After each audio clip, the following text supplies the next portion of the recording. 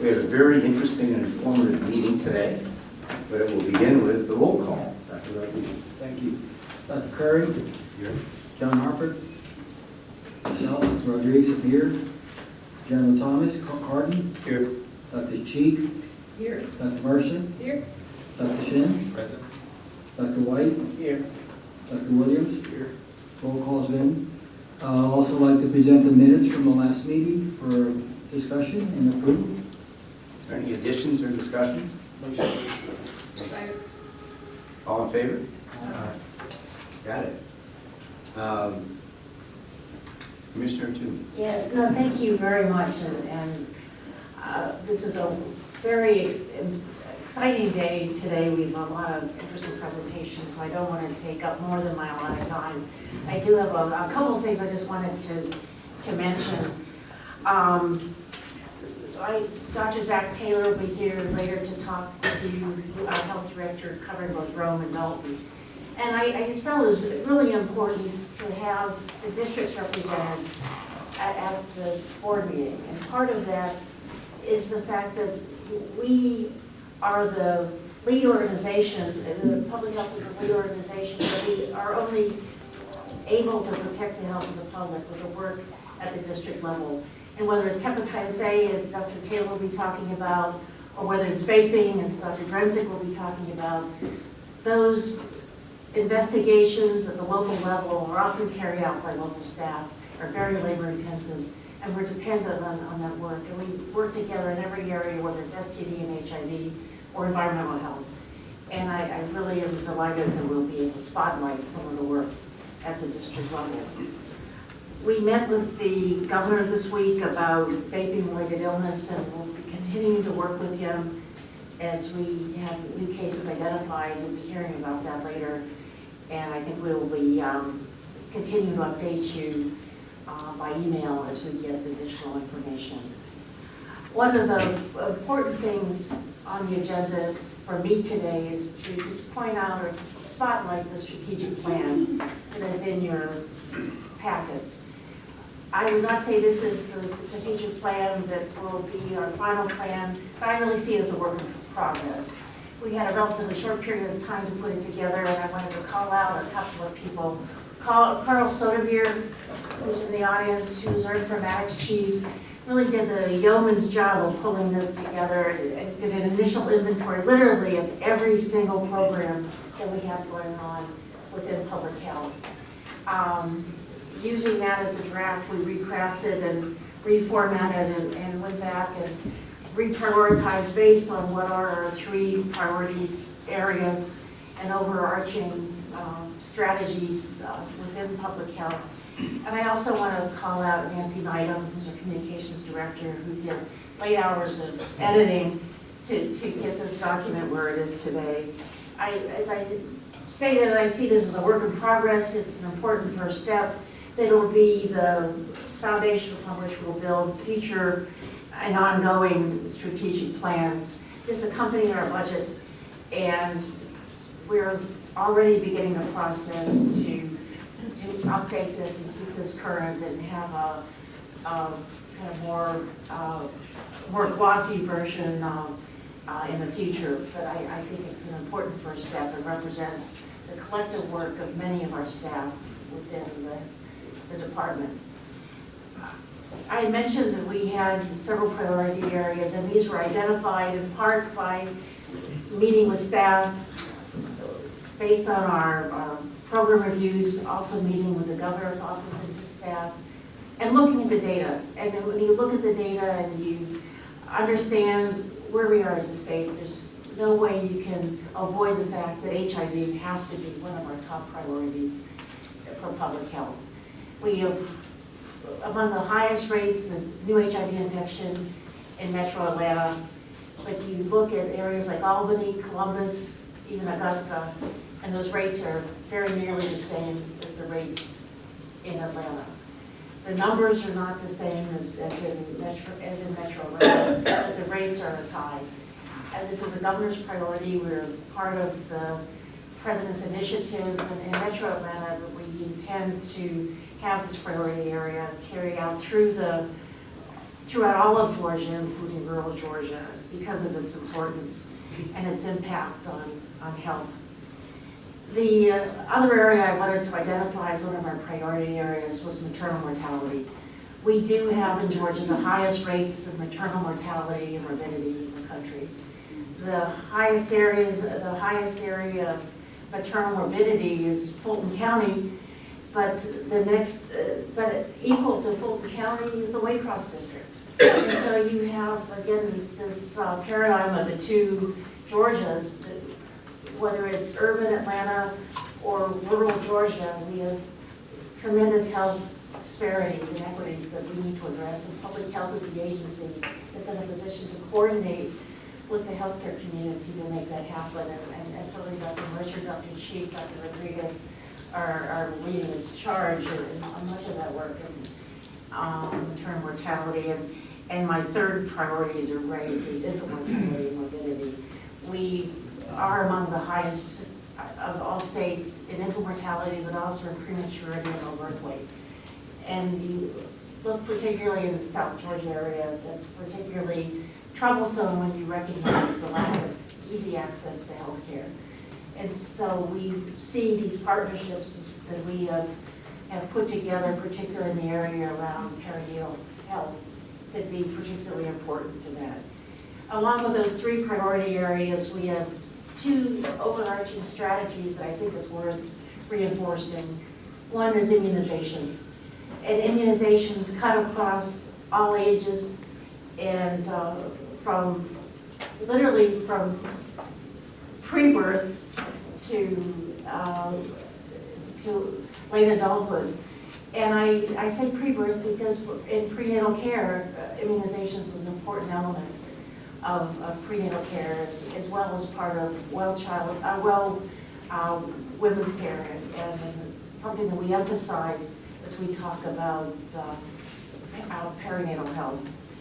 The other overarching thing that we had talked about is how we can engage community in improving our immunization rates. Dr. Redfield at one point had announced that we were almost about to lose our measles elimination status. And although that didn't happen, I think it's a wake-up call for us to recognize that we need to do a better job of educating the public and educating our communities about the important life-saving role of immunization, whether it's childhood immunizations or influenza vaccine, which I wish we had offered to provide the shots today, and I hadn't thought to do that, but don't wait till next meeting. Now's the time. And the last overarching strategy I wanted to mention, because I think it's important, because it also reinforces the governor's priority of increasing rural access to care, and that's telehealth. We're looking at every opportunity to utilize telehealth in the health departments, particularly outside of Metro Atlanta, to increase access to services, whether for the HIV, such as telehealth prep, and telehealth HIV treatment services, as well as potentially prenatal care. We had a very productive meeting with the district health directors last week where we put together a pilot group to work out some of the logistics of how we can actually do prenatal care again in the public health clinics. I say again because 20 years ago we did prenatal care in the public health clinics, and somehow that was lost. And now is the time, with 80 counties with no OB provider, now is the time for us to take up the mantle again.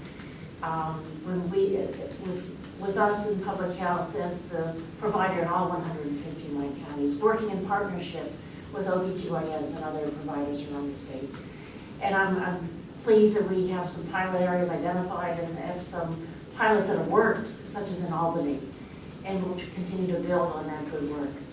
But if you have any questions about the strategic plan or any questions about those priority areas and strategies that we've laid out, this represents a lot of discussion, work with staff, look at the data, and also synergy at the governor's priorities of improving rural health care. And I think we actually have a good resonance across all those areas. and look forward to seeing the indicators change in the next year as we make some of these improvements. Thank you. Dr. Toomey, congratulations on a timely and quick strategic plan following your taking over the agency. I know you said you've gotten a lot of help. Yeah, no, it took us 2 weeks, and then it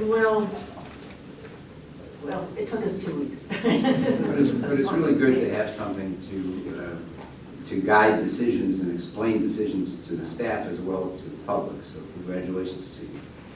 No, thank you, and I think that you'll appreciate the priority areas because we base the priority areas on data and also on evidence base.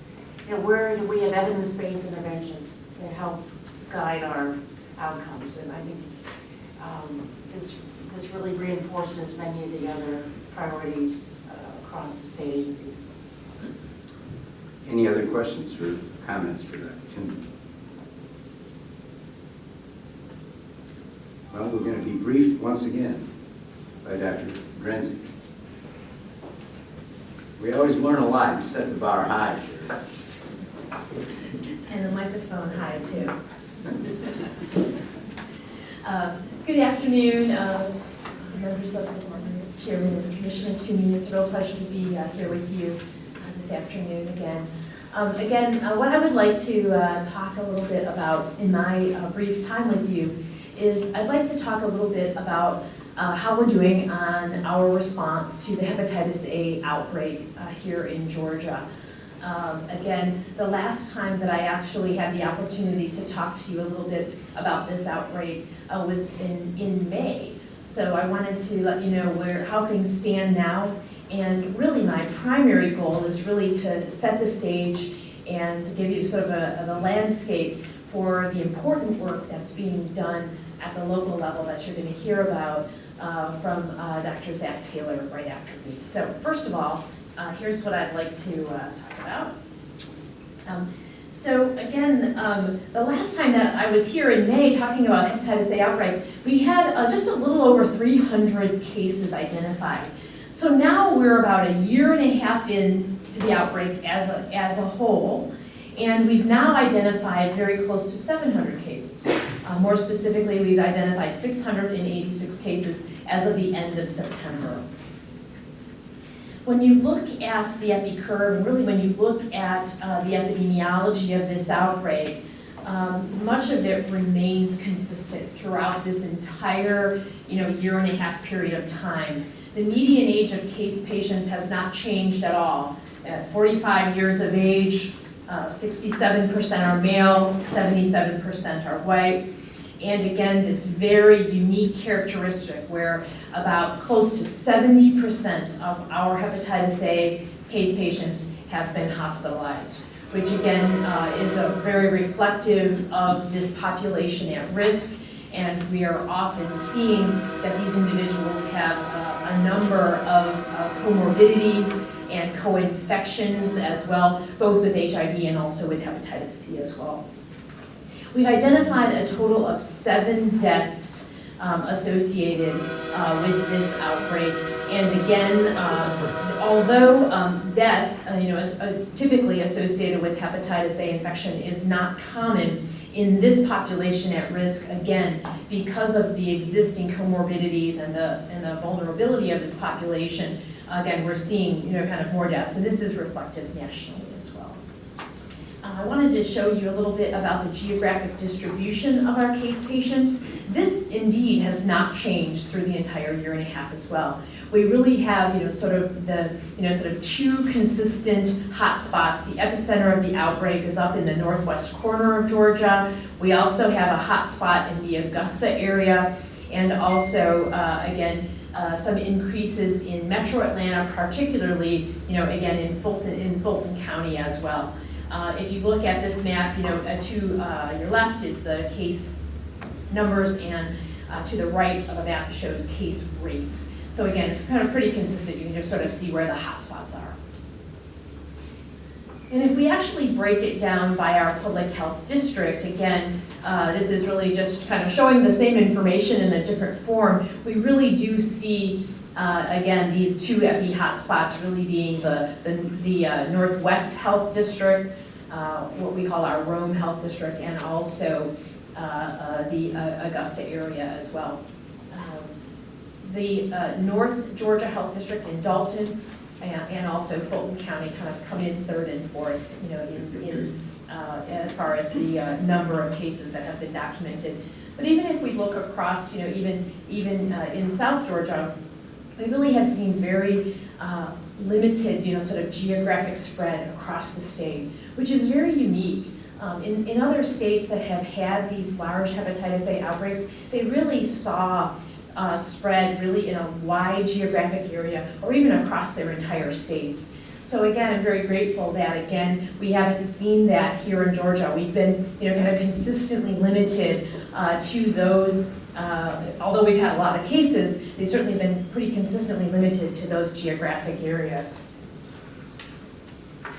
And when we think about, again, the epidemiology driving our prevention and perhaps keeping it in those areas, we really want to be able to identify risk factors for infection so that we can target interventions, particularly vaccination. So what do we see as far as risk factors go? Again, this epi hasn't changed either. Again, about half of our case patients report drug use, either injection or non-injection drug use. That's the state as a whole when you look at the bar graph on your left. Another risk factor certainly is, contact with an existing, case patient. And in our metro area, particularly in Fulton County, but in other areas of metro Atlanta as well, the risk factor of interest is, these cases are occurring among MSM. And we're actually starting to see some increases in cases among MSM in other areas of metro Atlanta primarily as well. So I alluded to this. We talked about some of the similarities in the epidemiology as far as the outbreak goes. What about the differences? What are we seeing most recently that's different that might allow us or inform the way we reach out and administer prevention measures? And the first thing that I wanted to note is that, again, we really have recently documented some additional hepatitis A deaths. We really kind of, even over the last month or so, we actually documented 4 new deaths, but it really wasn't that they occurred recently. We really had the ability now to do some data matching to our death records, and we really kind of found them after the fact. Again, they occurred earlier in the year, but I think we have a much better picture to really see that this does reflect the population at risk. It really reflects the severity of these infections and how severe they can be, and really, kind of our mission to keep going with our targeted vaccination efforts and our targeted prevention efforts. We don't want, these deaths to occur. And the other change in epidemiology really is, again, this increasing number of hepatitis A cases among MSM in metro Atlanta.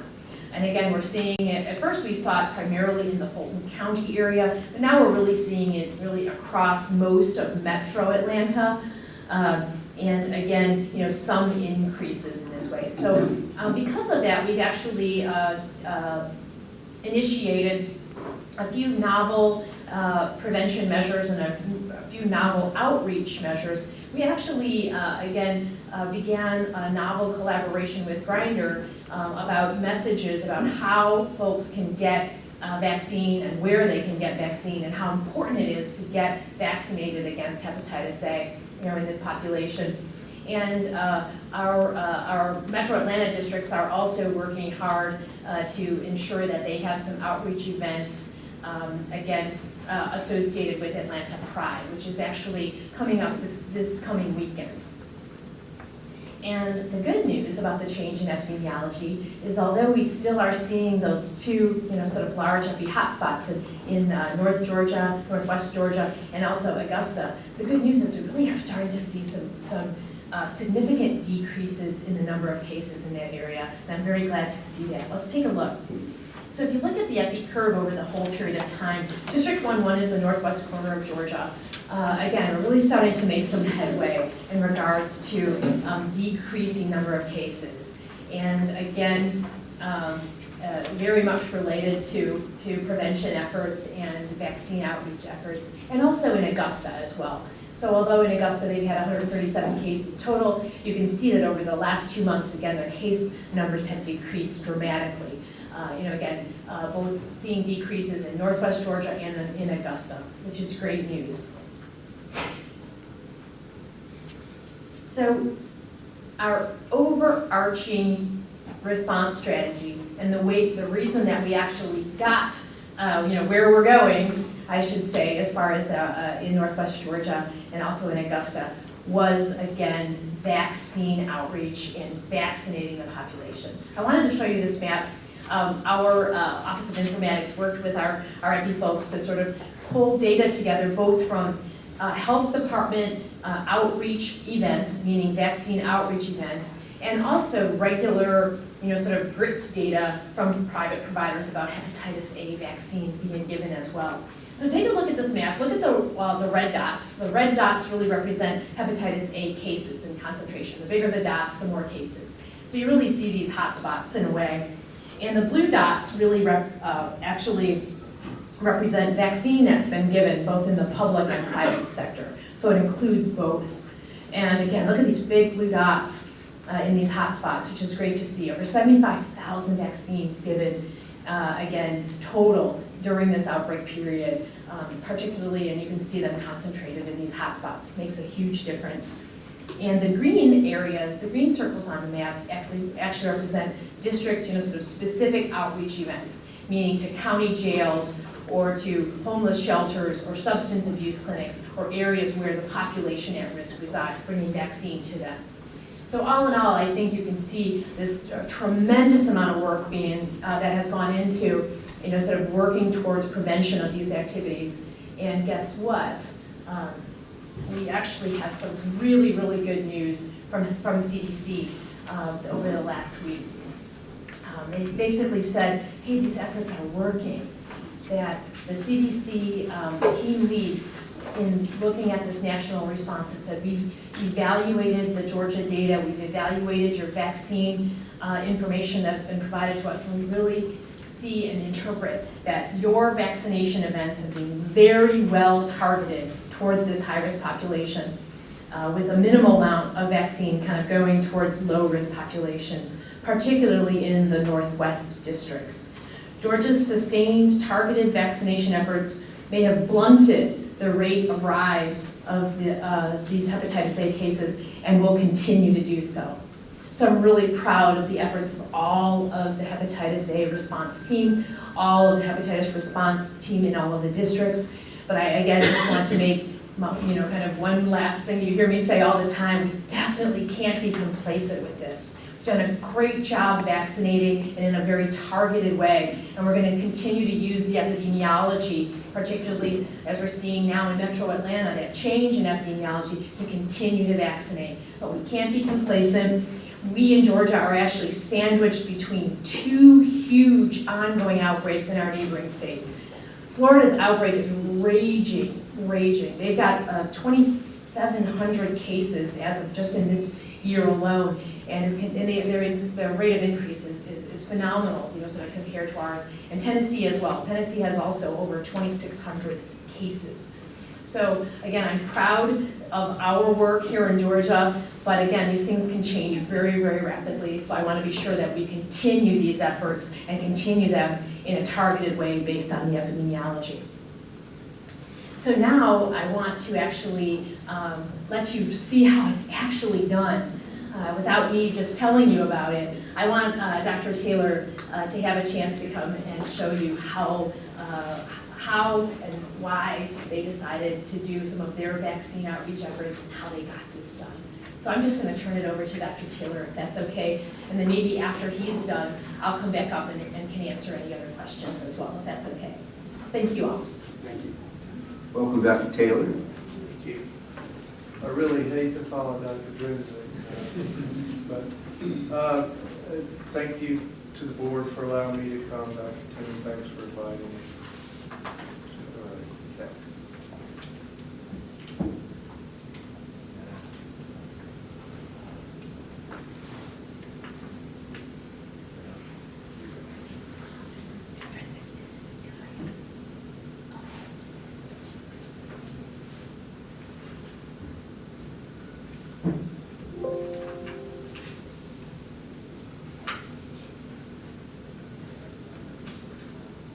Okay.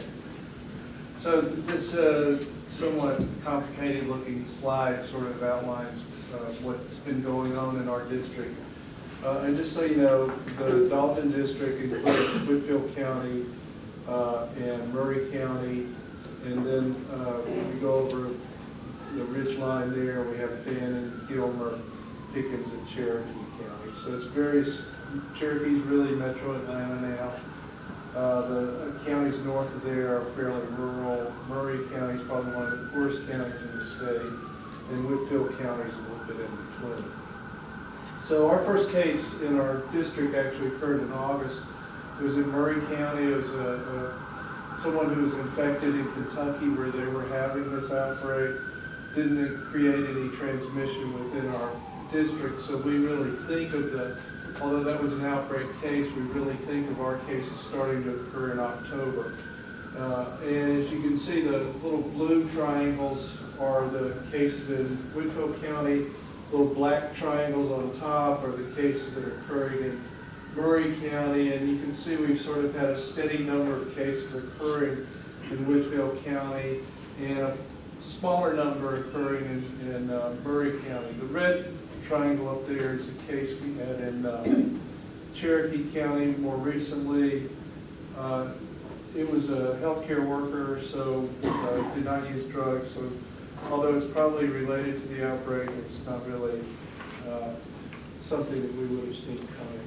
So the little bars down there show how we've done outreach over time. So November 30th, the state released or removed restrictions we had on the vaccination so that we could give it without checking for insurance. So on December 3rd, we really started our campaign of outreach to try to get people vaccinated who are at risk.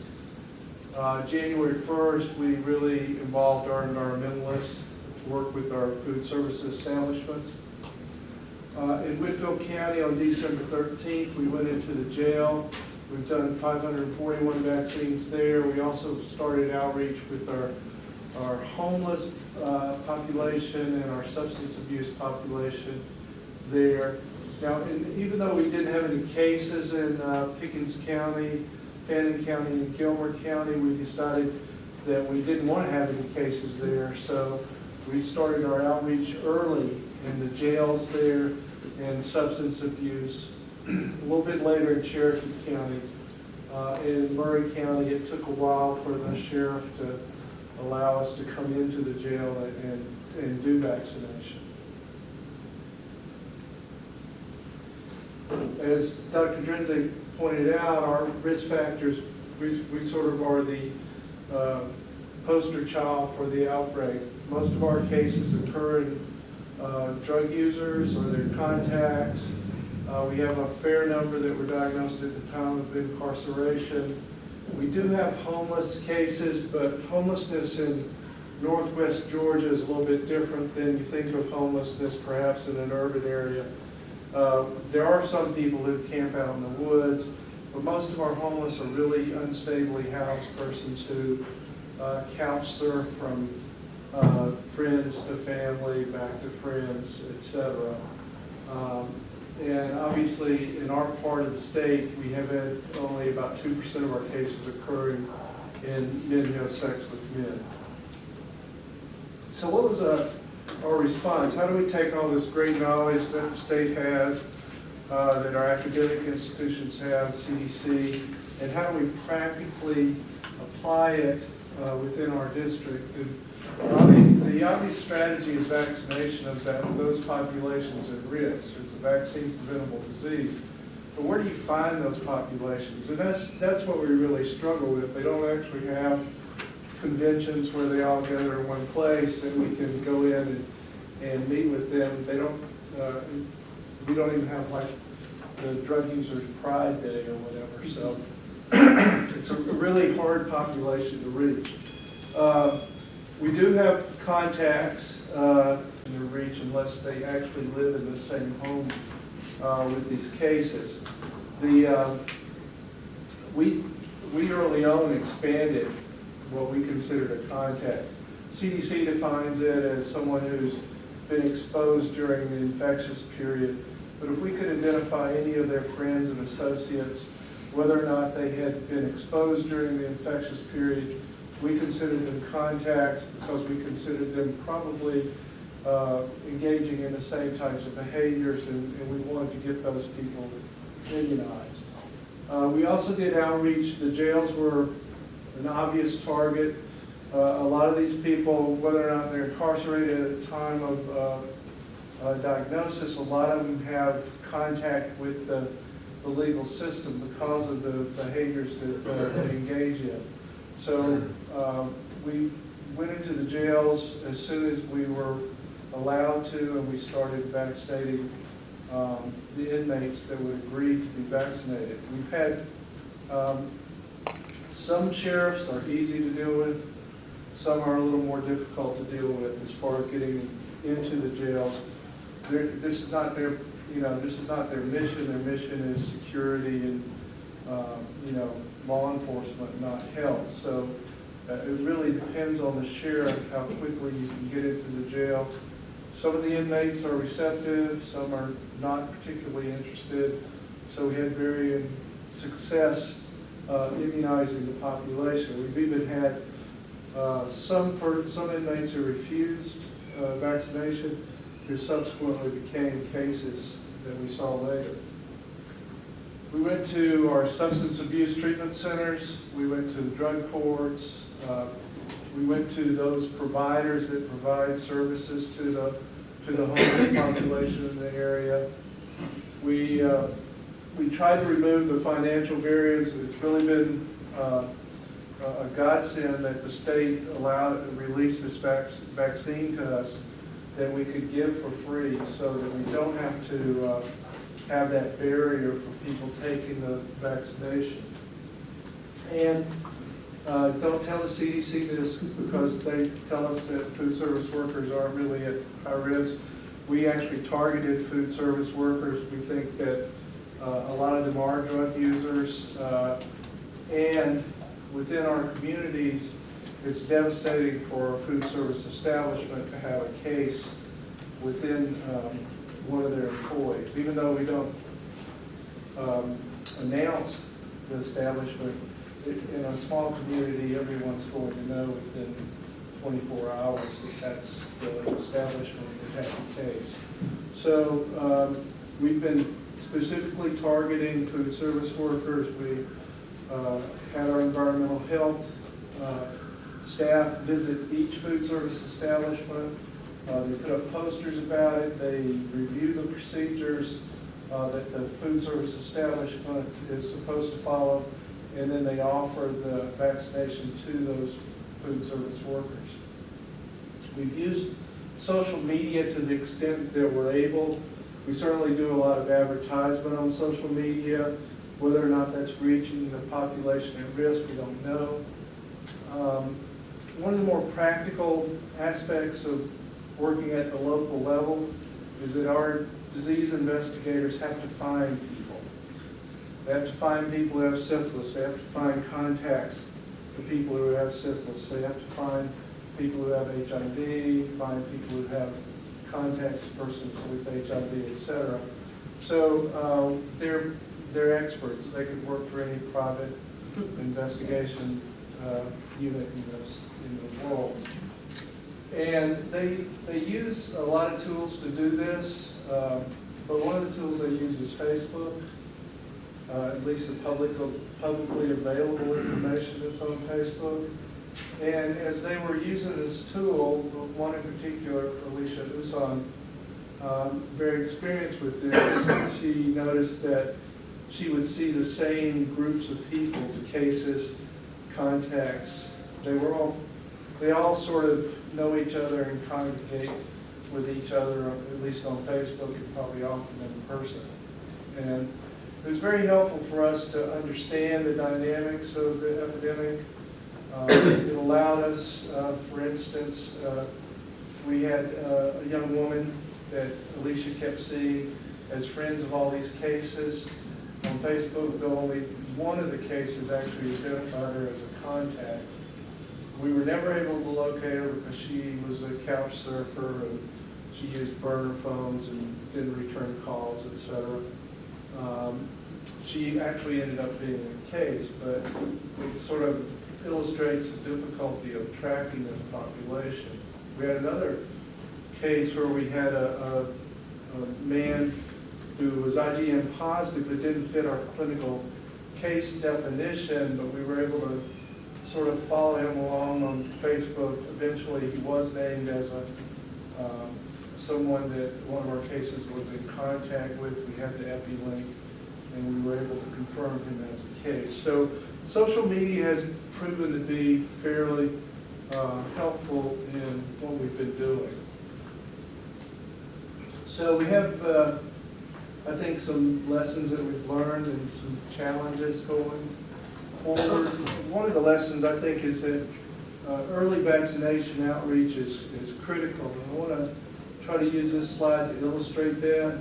So this shows the number of cases in 3 counties: Catoosa, Walker, and Whitfield. Now, Catoosa and Walker in District 1-1, they're also in northwest Georgia. Walker has actually had the most cases in the state, over 100. And they're similar to Whitfield County as far as demographics. They all border each other. So Whitfield borders both Catoosa and Walker County. Walker County is just south of Catoosa County. And the Catoosa's the blue bars, Walker's the orange bars, Whitfield's the gray bars.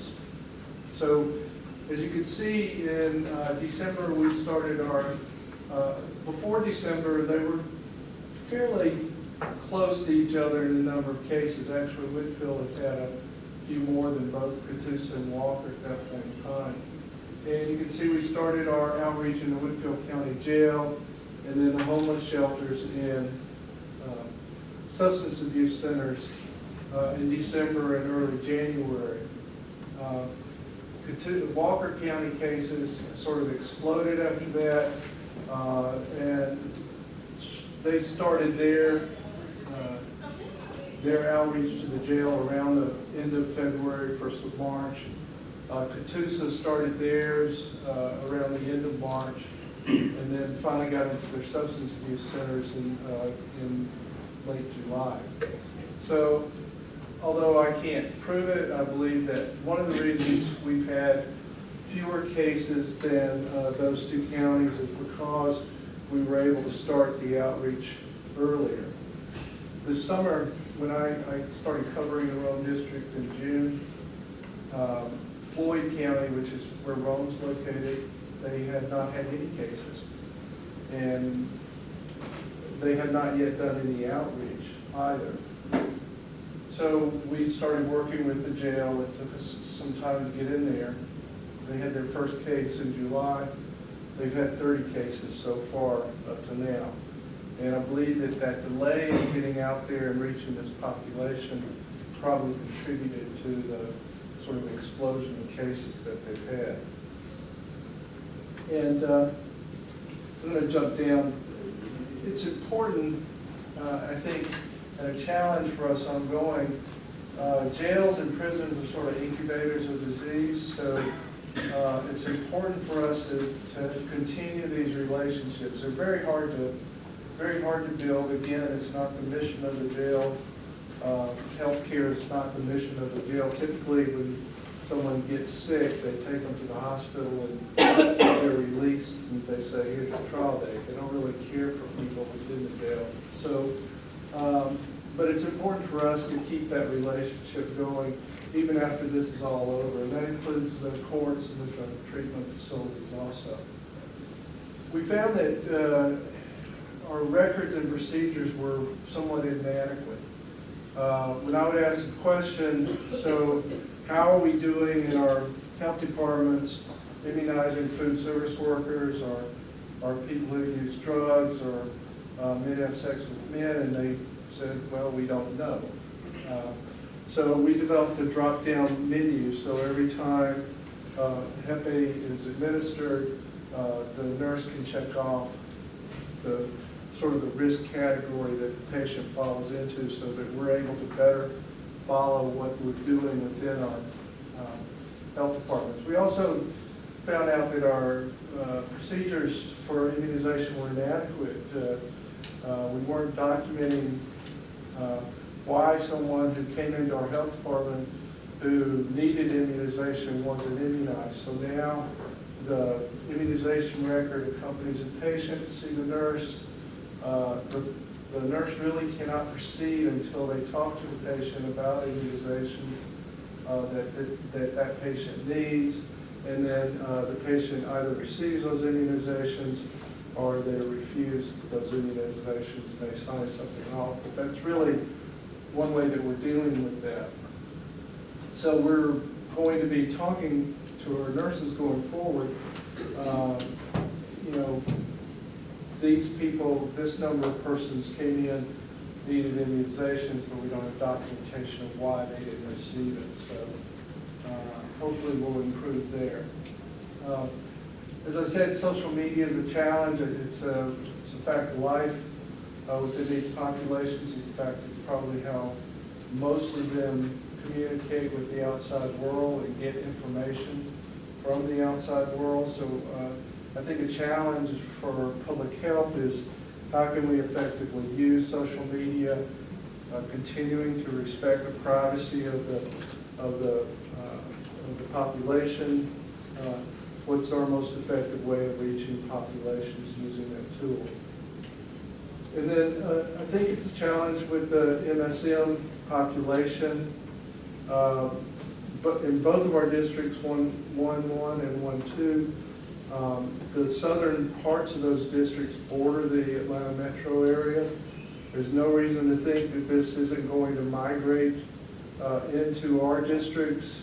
How do we reach that population? That's a difficult population to reach also, unless they're already in some type of care. If they're in care for HIV or for prevention of HIV, they're going to get these immunizations, or at least they're recommended for them. But if they're not in care, how do we reach them? So one way, obviously, is we do see these patients when they come in for STDs. So it's going to be a priority if we have a man who identifies as MSM who's in for STD screening or treatment, that we emphasize the need for that man to be vaccinated against hepatitis A. We're trying to think of other ways that we can outreach this population also.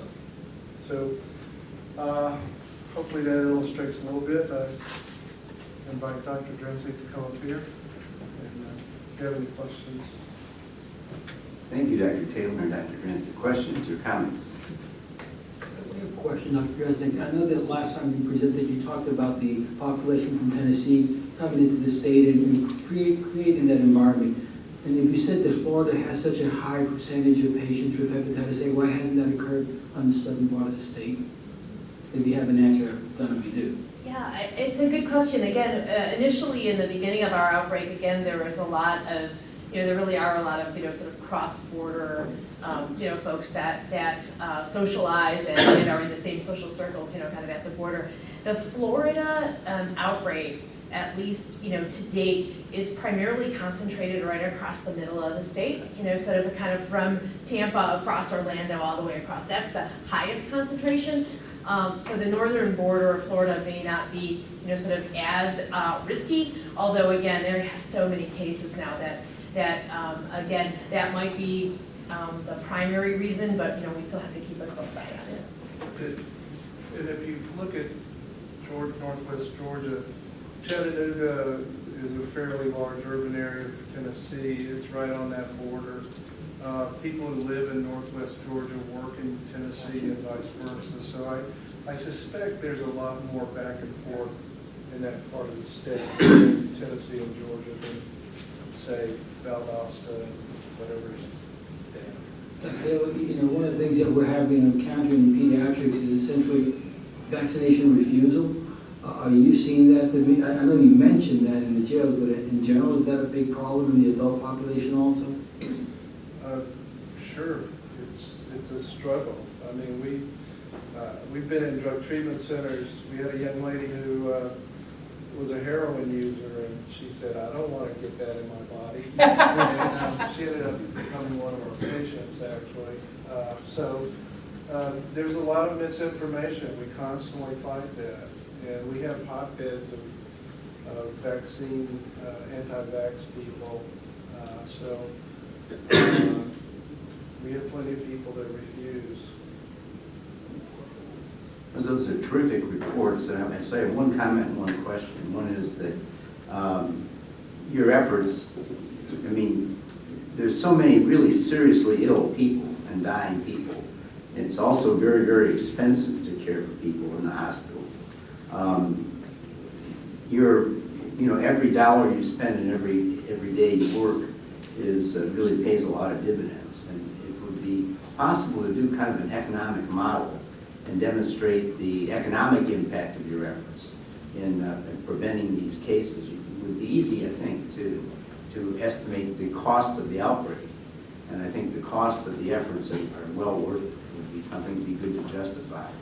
Here's the question. What is there about drug use that spreads hepatitis A? It's probably their environment that they gather in. I suspect that because it's no particular type of drug. We see it in opioid users and meth users and people who smoke marijuana. And I think it's just the general hygiene of the drug users, the general hygiene of the environments they keep in their homes.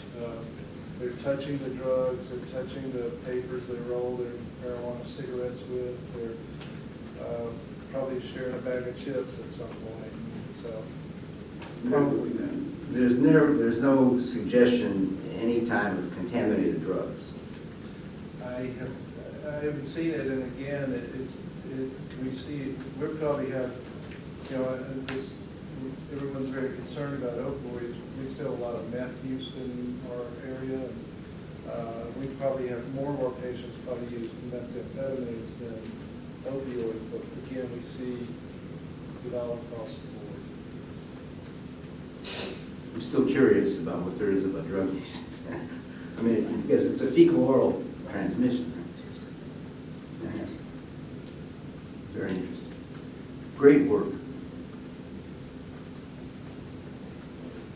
Thank you all very much. We appreciate it. Thanks.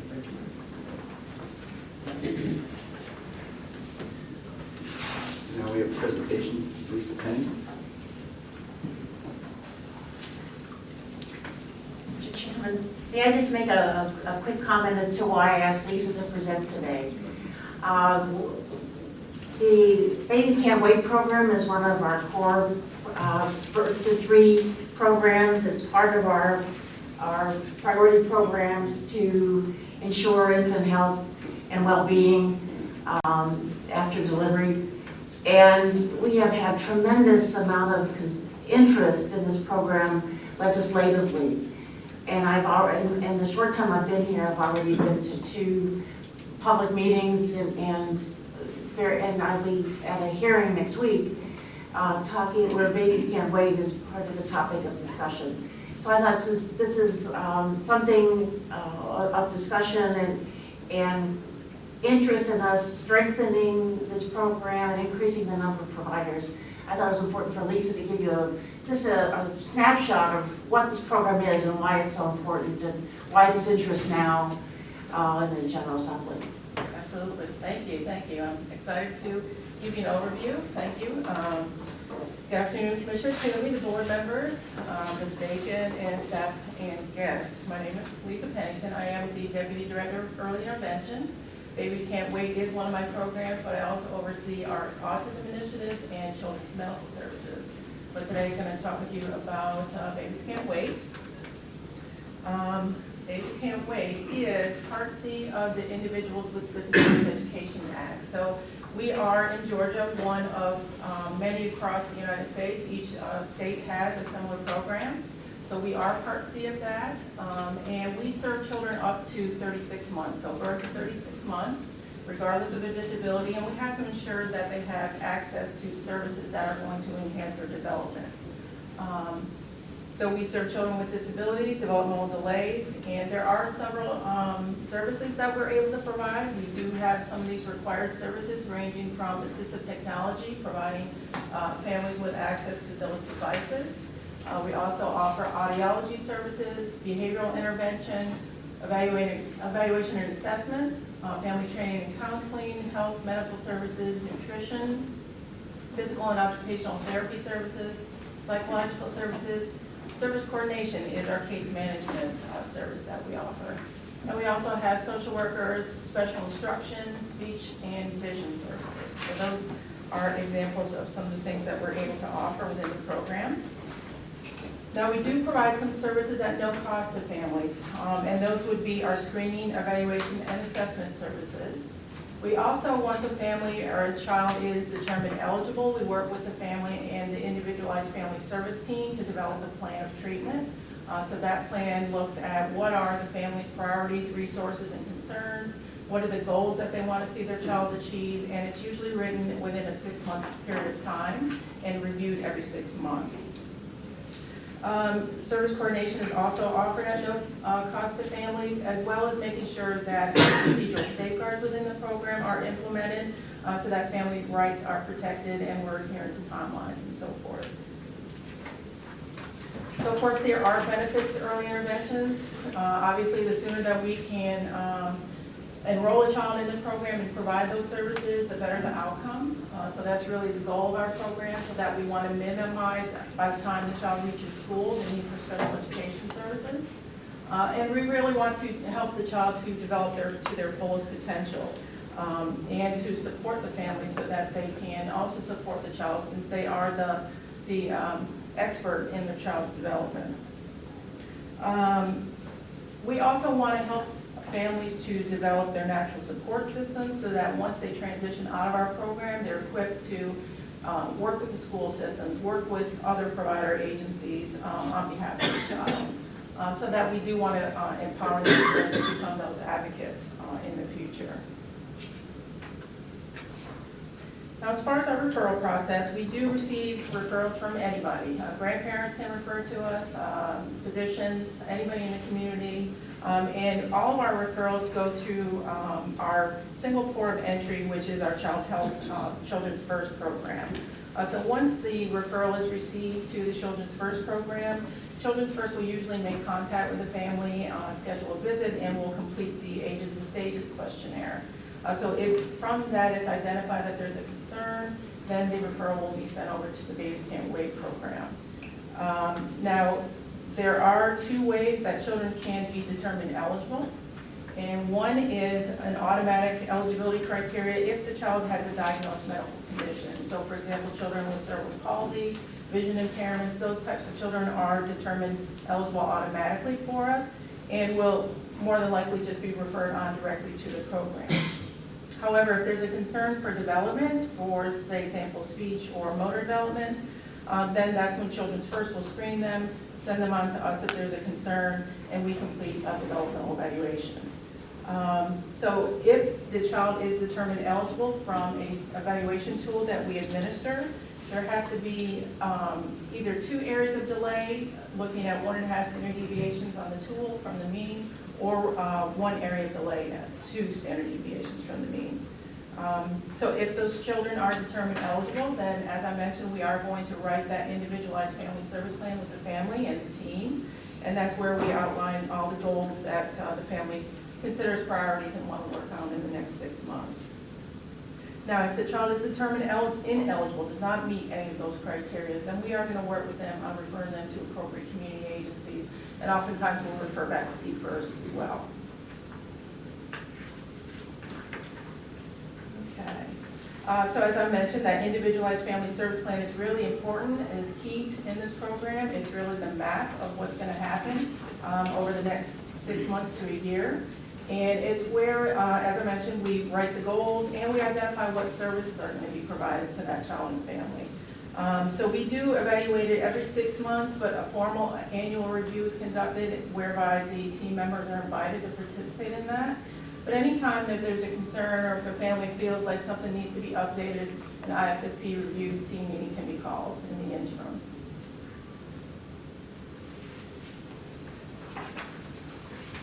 Now, each family, we do operate under a primary service provider model. And what that means is that each family is assigned to a team of professionals. So the list there includes the service coordinator. Every family is assigned a service coordinator or case manager. And the team can also consist of a speech language pathologist, a special instructor, an OT or PT, and anybody else that might be available on the team. And so depending on what the child's needs are from the evaluation or team discussion, then a primary service provider is selected. And that's the main person who's going to be the one working with the child at the time. And it could be that other team members contribute to that or consult as needed, but generally one person is selected as that primary service provider. Now, one of the key components of this program, as far as Part C is concerned, is our natural environment requirements. So for our program, we are required to serve a child in their natural environment, because the idea is that that's where children learn best, that's where they are every day, that's who they interact with every day, so that's where they're going to learn. So it could be that we serve them at the grandmother's house or at the daycare. So it's really where other children who are typically developing are during the day. So a lot of our services are home-based. This next slide just gives you an idea of our BCW providers and our current numbers. Now, we do contract with most of our providers. We do have some that are district staff, but the majority of them are contractors. So this gives you an idea about how many across the state that we have currently enrolled with us. So we have about 241 speech pathologists, about 138 OTs, 130 PTs, special instructors, there's 379 of those, and I'll talk about those in a minute. We have about 116 case managers. I mentioned that I also oversee our autism program, so we've recently kicked off introducing autism services within Babies Can't Wait. So we are contracting now with BCBAs, which are board certified behavior analysts, and registered behavior technicians. So we started that in January of this year. So at this point, we have about 20 of those professionals contracting with us. We also have about 5 clinical social workers or licensed professional counselors, and about 4 psychologists. And those folks are key because those are the ones that are going to administer the diagnostic assessment to diagnose those children with autism so that we can get them into those intervention services. And I will tell you that, as I mentioned, special instructors, that seems to be our largest area where we're contracting with folks. And those are people who they're really general developmentalists. And they come to us with education degrees or human service background with experience in working with children with disabilities. And we have a lot of them, and we tend to rely heavily on them. And one of the reasons for that is because this program has seen a decline, unfortunately, in our enrolled providers. So over the past, I'd say about 5 years or so, we've had a loss of about 20 to 30% of providers. So that's significant. And that means that in the event that a child is recommended to receive a service and we don't have somebody available, then likely we may put a special instructor in place so that at least that child is getting the benefit of some intervention service.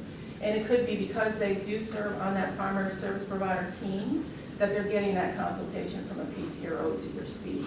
It's just not that hands-on weekly availability, unfortunately. So that's kind of the picture as far as our service providers are right now. But Dr. Toomey had mentioned telehealth services. I am proud to say that we have started that within BCW. We really recognize the challenges in our rural areas, so we were able to pilot initially with our Waycross Public Health District. Actually, it's been a year now. So we started with them. We have a provider from the Metro Atlanta area who owns her own practice. She's a BCW provider. She offers PT, OT, and speech. And initially, this pilot started with the PT and speech services. She did add OT into the pilot this past July. And as of today, they've served a total of about 33 children with PT services, 2 children since we just started in July with OT, and then 32 children have received speech services. And we get regular updates from them at the district level. We have ongoing conversations and conference calls and things, and it's just been a really positive experience. I think initially there may have been some challenges providers into their team meetings and so forth that happen pretty regularly, but they've overcome that. And now we're talking about expanding into Dublin that actually started, they did a training last week. So we will be starting services in Dublin because at this point, the only providers in Dublin are service coordinators and special instructors. There are no PTs or teacher speech professionals. We'll also be looking at moving into Valdosta in November and then hopefully Gainesville in January. So we're really excited about that. And it's been well received by the parents. Certainly there are some technology challenges, but we do pair the professionals most of the time with the special instructors who will go in and help facilitate those sessions with the families and the licensed providers. So it's been a really positive thing for us. And then lastly, our transition and exit. So as I mentioned, we serve children up until their third birthday, but around the time that they're 2 years, 3 months, up until about 2 years, 9 months is when we start our transition process. And what that involves is developing a transition plan with the family. And it's incorporated within the IFSP. And what it does is outline, okay, what are the steps that need to happen to transition you and your child out of the program once they turn 3. So that could involve involving a preschool program through the Department of Education. We partner with them in making sure that the transition planning conference is happening. And that's where the preschool person is invited to the meeting, the local representative, and they explain the services that could potentially be available to the child when they turn 3 through the school system. But we also partner with other community agencies like Head Start. If preschool is not an option, then potentially Head Start could be. Also working with the family on whether or not private therapy services need to happen once the child ages out. So a variety of things are included in this plan to help give that parent the next steps to moving the child on once they turn 3. And we find that most often we are the program. We're the first contact most often for these children and families, especially when they've been first diagnosed. And we are it. So we have to make sure that we're preparing them as they transition on our program. So we're excited and we're proud to be that first contact. And I think relationships are formed, and I think oftentimes maybe even contacts remain, when the child exits out of the program, just to kind of touch base. But it's a good, very good program. Proud to be a part of it. And that's it. Any questions? Yes. Thank you very much. Okay. Questions? First of all, I can't say enough positive about Babies Can't Wait, having utilized your services and have plenty of families that have utilized your services, and everybody, I can't ever remember any complaints. So I think that's just an awesome service, and we know that early intervention just makes tremendous difference in children's lives that have special needs. So thank you for your services. I do have a couple of questions. First of all, I'm assuming the reason you don't have providers that are available is that their reimbursements are low and that people don't want to do it because of that? Well, I think there's several reasons. As I mentioned, this is a home-based service. So to have providers who are willing to commit to that, where they're moving from house to house to house, not reimbursed necessarily for travel, may be an issue versus somebody who can just remain in a clinic and see, children back to back. So I think that's one issue. I think just challenges what everybody has with maybe billing and reimbursement and enrollment in different insurance panels and things like that, particularly for somebody who's in business for themselves. Some challenges. And so with that being said, are there any requirements from the federal level going down to insurance companies, whether they're at the CMOs or whether they're private insurers, that require them to pay something different to help support these providers? Because you're right, it does take a lot more to go into someone's home than it does to be in just a facility. Are there currently any requirements of insurance companies? I don't think there's any requirements for insurance companies. I think as far as Medicaid goes, there is some language in the federal regulations as far as states not being solely responsible for, providing for the program. Certainly we do have our clients who have Medicaid and we're able to access that with their permission. So I don't think that's a problem. And the other thing I will say though is that one of the concerns within the program is with the decline in some of our contractors, we are still mandated to provide services. So we do have several mandates from the federal level that services are provided timely, that if it's identified that the child needs a service, that the program provides it. So it is challenging when we don't have those providers. What do you- Go ahead, I'm sorry. No, I was just gonna say, I think we recognize that not having sufficient providers is a major problem, and it's something that we've talked about, and we are brainstorming about how to address that issue, because this program is not going to be effective if you don't have access to the provider to serve. And we're looking in the months ahead, we're hoping to reverse that trend. Awesome. What bills do you anticipate when you have a discussion with the legislators? What do you think is coming down the pipes from the legislative?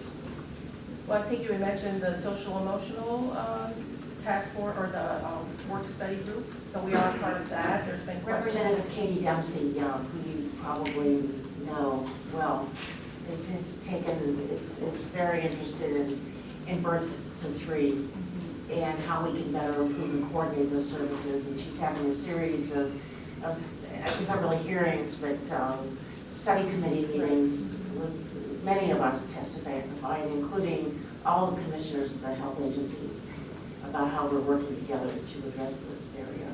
And I think out of that will come perhaps some proposed legislation. And my last question is, a lot of these families wind up being eligible for Social Security benefits because of the disabilities of their children. Does this program provide them information about how to access those benefits? Is that one of the services that's included? I believe the service providers are aware of those criteria and the process. So yeah, giving them information on how to access. Because that's, as a provider, that's one of the things that I think all the needs, but I think a lot of times the financial burdens on these families, all the extra things that they have to have for their children, to help provide them information to perhaps get their Social Security benefits that they're entitled to for the children. That's the one area that I see among my patients that they often come back to the office without that information. So something to consider going forward. It's a terrific program, and it's one of those things that you want to do more. So I'm going to ask you a number of questions, and the answers of which would help provide you data to justify a bit larger program.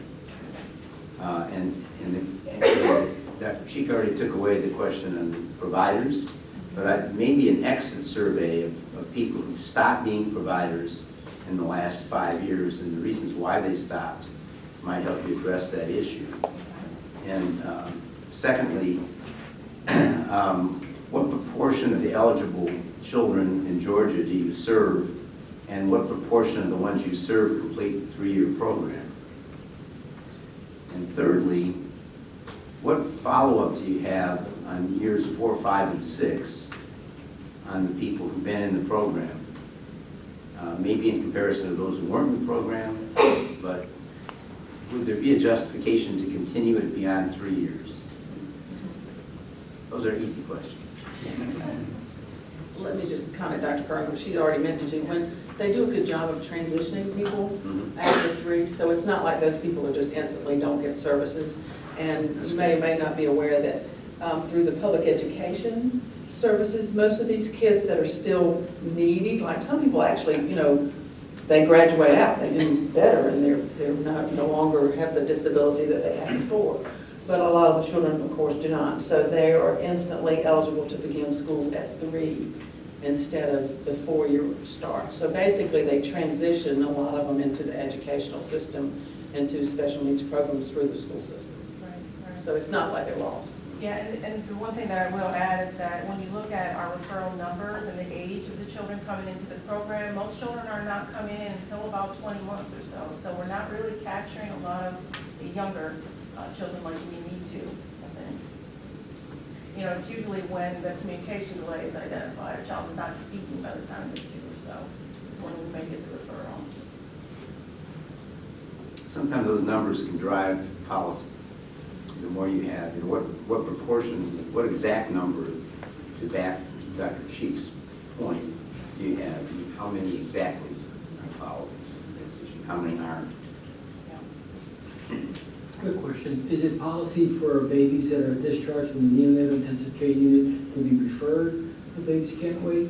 Depending, yes, I mean, depending on what their diagnosed condition is, prematurity in itself is not a, eligible, automatic eligibility, but the associated conditions are. Because we refer all our babies that are discharged from the unit as a referral to, because Right. obviously, we're not sure at the time of discharge what the circumstances may be, so we want that referral to be done outside so that we can have the objective individual making the assessment. So is that being done across the state, or? Yeah, as far as I know, I mean, Judith may speak to it too, representing Children's First, but yeah, absolutely.